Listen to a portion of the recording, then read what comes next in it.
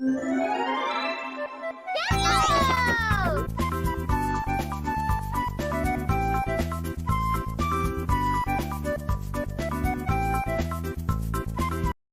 you think of a big bad evil guy, you probably jump to figures like Emperor Palpatine, Frieza, Thanos, or of course, the most evil of all, Lord Deathman! For Warhammer 40k, there are no good guy factions, and each faction's hero is a monster to another faction. However, 40k does have a big bad guy. Abaddon the Despoiler, Warmaster of Chaos, heir to Horus Lupercal, and former first captain of the Luna Wolves Legion. Abaddon was introduced in 2nd edition of Warhammer 40k, and was clearly one of the strongest single models in the game. His melee ability was mortifying, as for the longest time, he either chopped through hordes with his Talon of Horus, or murdered other characters with Drak Nien, a demonic sword with instant kill abilities, along with him having access to all the Chaos God's marks and their respective abilities. Abaddon is basically 40k's version of Rayquaza from Pokemon, a stupidly powerful unit, and Abaddon being that stupidly powerful has been the rule ever since. Although in 10th edition, Abaddon and a lot of the other characters have seen their power scaled down a bit for balance. Over the years, Abaddon's story has been expanded upon. When he first came on the scene, all we really knew was that Abaddon was the Warmaster of Chaos, that he led the Black Legion, and that he has a massive hate boner for the Emperor of Mankind. And it wouldn't be until 2006, when the book Horus Rising was published, that we got to see what Abaddon was like before he became what we know in 40k. And although he was still a brutal character in 30k, he was seen as a hero of the Imperium and a cherished battle brother. So, who is Ezekiel Abaddon? Where did he come from? How did he rise to become Horus's heir? And what exactly happened to make Abaddon the way he is now? Let's go over Abaddon's history and see how a son of Chthoniya became one of the most powerful characters in 40k, and why he wants to see the galaxy burn. Abaddon's story begins back in early 30k. Born on the mining world of Chthoniya, Ezekiel Abaddon was son of Tar-Caradon, one of Chthoniya's major gang leaders. We don't really know what Abaddon's childhood was like, but the major event that changed it was when Tar-Caradon expected Abaddon to complete a major Chthonian ritual, to execute his closest friends and comrades. Abaddon said that was stupid, traditions are expectations from dead people, and being a king is cringe. Ezekiel killed his father instead, then went on the run within the tunnel networks of Chthoniya, becoming a legend among its people. Abaddon was later ambushed by a rival gang, but members of the 16th Legion, the Luna Wolves, saved him. This is where Abaddon's story would truly begin, as the young ganger of legend would rise through the ranks of the Luna Wolves like a rising star. He would become a clear favorite among the officer corps, even to Horus Lupercal, who gave Abaddon a special coin to show the Primarch's favor of the young warrior. Eventually, Abaddon would rise to the prestigious rank of First Captain and become a member of Horus's personal advisors called the Monerval. Now, I want to make clear that Abaddon was a hero of the Imperium. He was written and talked about like how Games Workshop writes and talks about modern Space Marines. Basically, if you put 30k Abaddon right beside Lieutenant Titus, you'd be very surprised at how similarly they are praised. He was seen as an equal to characters like Sigismund of the Imperial Fists, Raldoron of the Blood Angels, and Bjorn the Fell-Handed of the Space Wolves.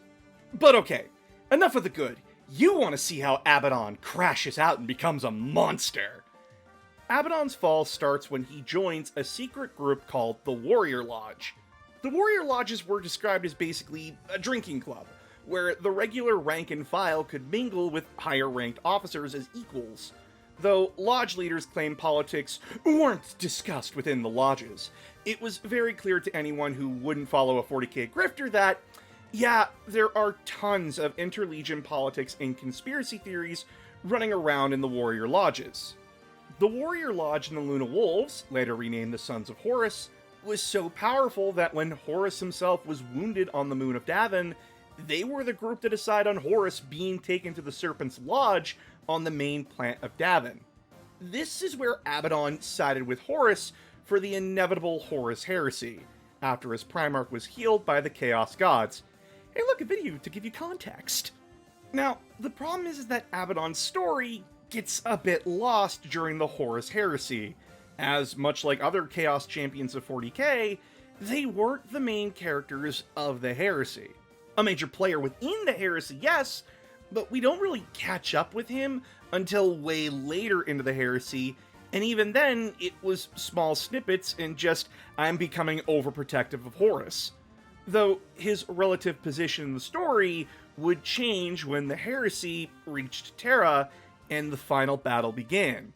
By the time of the Siege of Terra, after 14 years of civil war, it was apparent to many that Horus was grooming Abaddon to lead the Sons of Horus, whether Horus won the siege or something worse happened. However, Abaddon was becoming disillusioned with the heresy.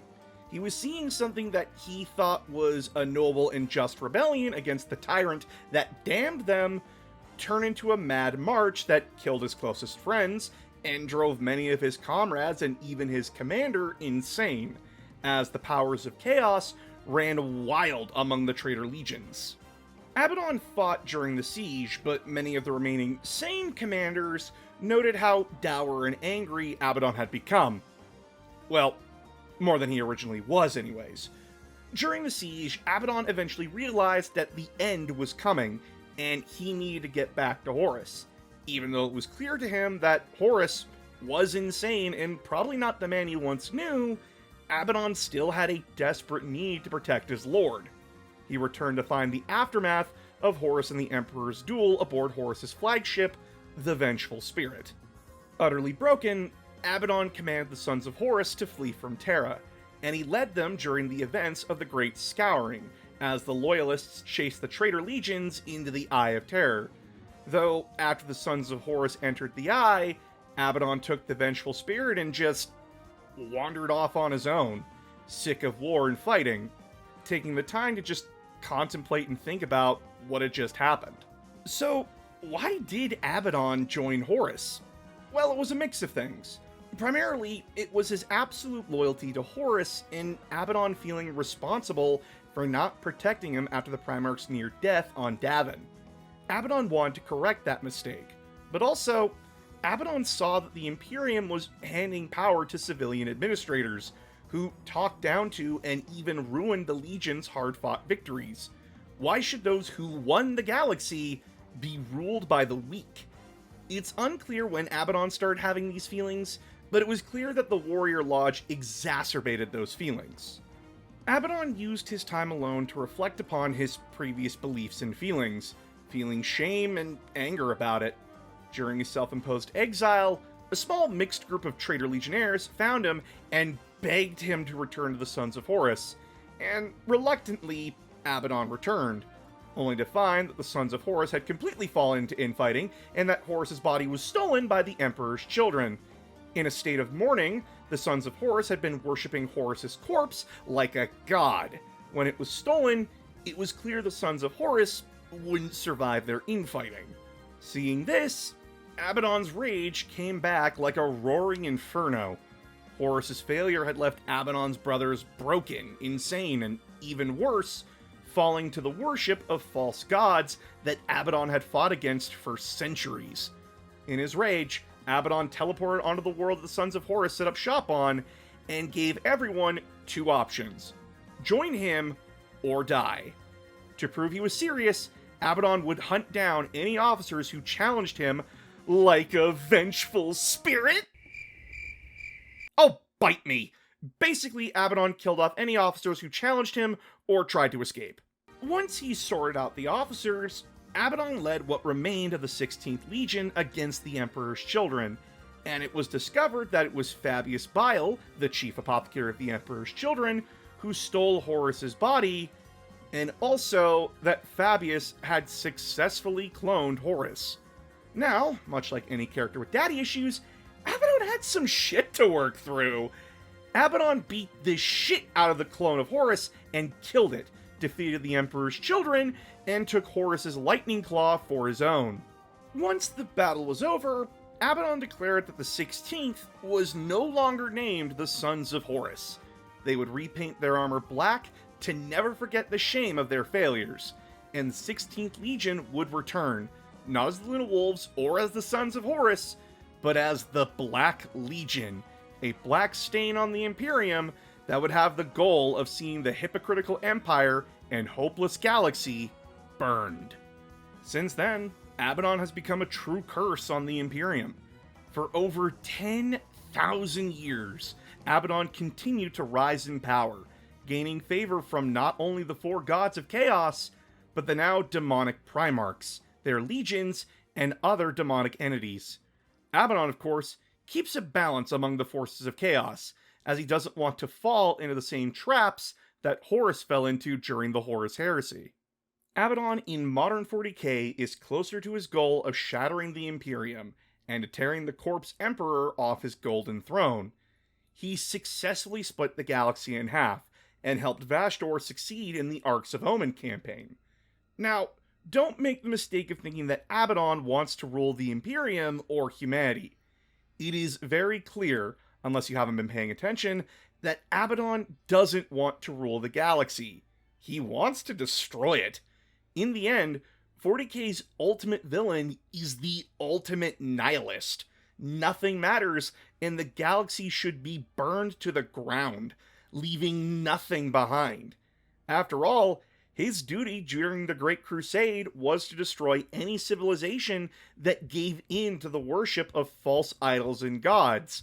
And when you look at every faction in 40k, yeah, he's just following those orders to the logical extreme.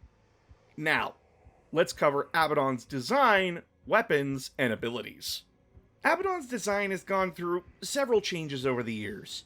Infamously, when he was a metal model, his arms were so heavy that unless you knew how to attach them with magnets, the arms would just fall off, leading to Abaddon being called Abaddon the Armless.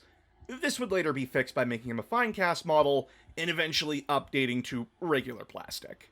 Abaddon in 30k wore cataphracti armor, which would give echoes of his future design and fighting style, wielding a Kami bolter with special ammo that tears through power armor, a Chthonian power claw, and a Paragon blade, making him a terrifying character hunter and duelist among the traitor legions.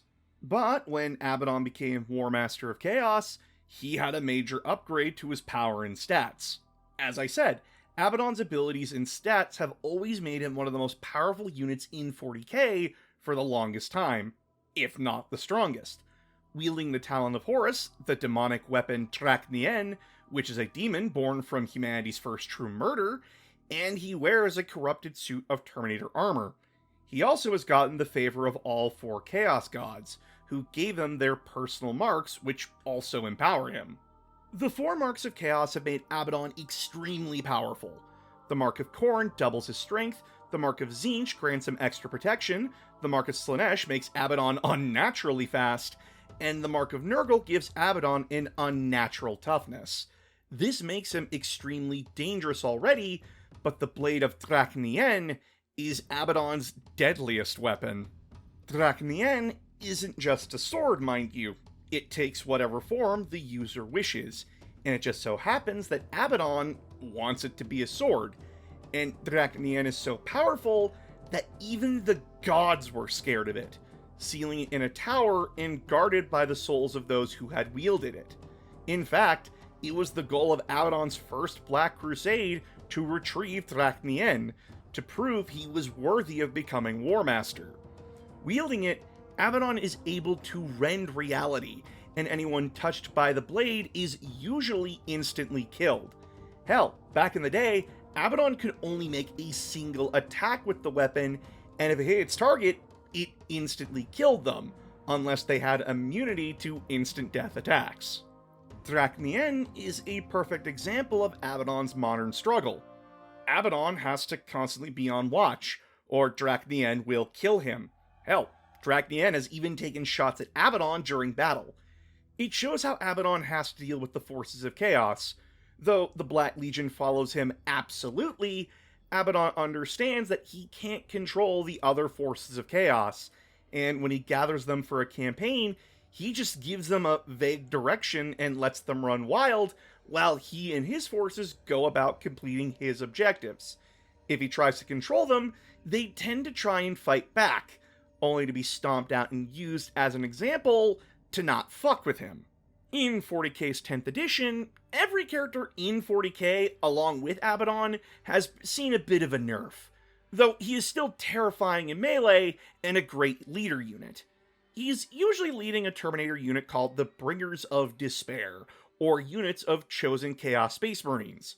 For his weapons, the Talon of Horus is amazing at tearing through hordes of infantry, while Drachnien is still extremely powerful and a go-to weapon for anything bigger than Abaddon. Abaddon's abilities give his friendly units rerolls to hit, extend his protective shield to friendly units, or make sure everyone is more scared of him than of the enemy.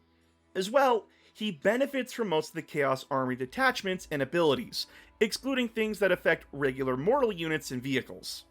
Granted, Abaddon's two downsides are that he is an expensive unit to take in an army, and that he forces you to make him the warlord of your army, meaning that he gets a big old target painted on his back, and your opponent will most likely gun for him. However, when taking Abaddon, you're usually planning the army around him, or thinking about ways how Abaddon can best support the army around him.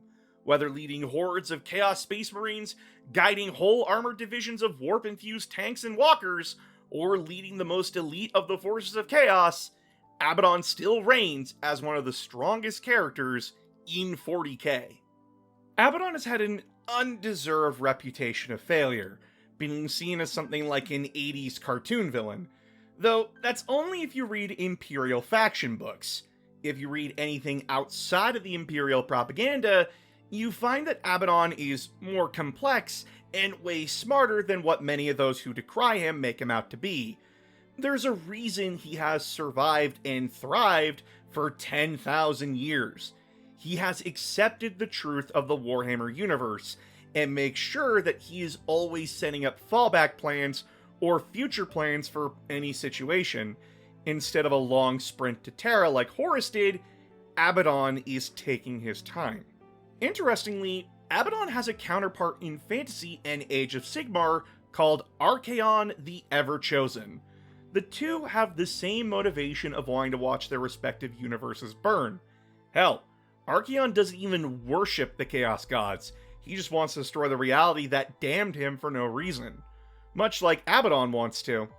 Though in fantasy, Archaon succeeded in destroying the old world, which gave rise to the Age of Sigmar and stuck Archaon there to repeat the process. But we don't know if Abaddon will ever succeed in his goal, unless Games Workshop wants to reboot 40k. Abaddon is 40k's ultimate villain in a universe of villains and monsters, where everyone else fights for survival by any means necessary to rule the galaxy or to follow the will of higher beings. Abaddon is the one who wishes to end it all, to burn it all to the ground and make sure that no one wins. Turns out that the man who believes everything is pointless is the ultimate villain in a grim, dark universe. He who accepts that a universe of endless war has no meaning is the most dangerous monster around. Now that we're done covering Abaddon, when we come back, we'll go over his 13 Black Crusades, which will give you context for when I inevitably cover the Gathering Storm campaign. If you want to see my videos early or watch an exclusive series on Battletech, subscribe to my Patreon, and if we get to 15k subs here on YouTube, I'll review and cover Fire Warrior. Your support helps keeps the lights on and food on the table, so please share this around, subscribe, and I'll see you all next time.